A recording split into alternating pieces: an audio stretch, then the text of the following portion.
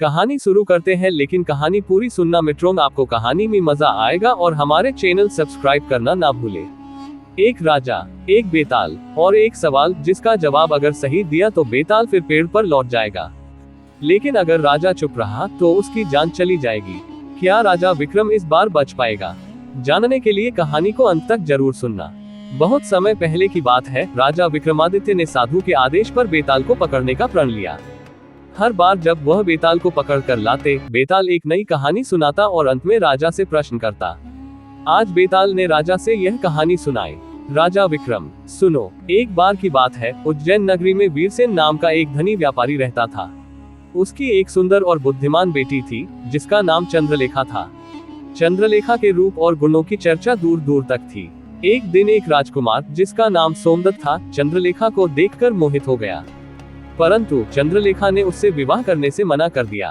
राजकुमार ने कारण पूछा तो चंद्रलेखा बोली, राजकुमार, मैं तभी विवाह करूंगी जब कोई पुरुष मेरी बुद्धि की बराबरी कर पाए। राजकुमार ने ये चुनौती स्वीकार कर ली।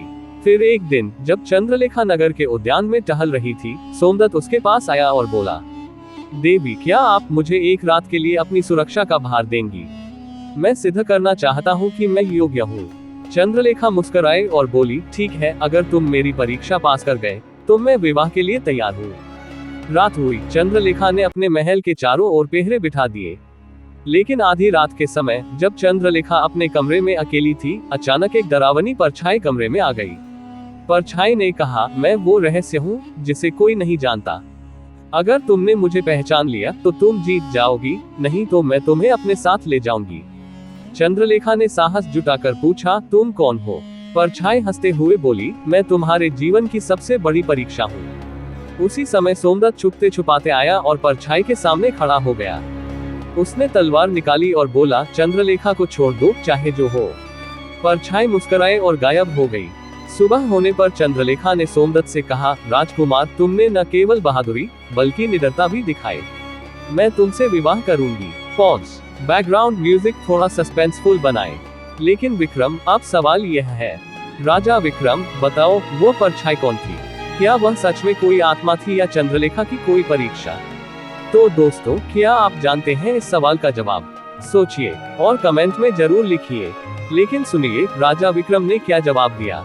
राजा विक्रम मुस्कुराए और बोले, बेताल, वह परछाई असल में चंद्रलेखा की बुद्धिमानी से रची गई परीक्षा थी। वह देखना चाहती थी कि राजकुमार में साहस और समझदारी दोनों है या नहीं। बेताल ठहाका मारकर हंसा और बोला, राजा विक्रम, तुमने सही जवाब दिया, लेकिन जैसा वादा था, अब मैं फिर पेड़ पर लौट रहा हूँ। अगली कहानी देखने के लिए चैनल को सब्सक्राइब करें।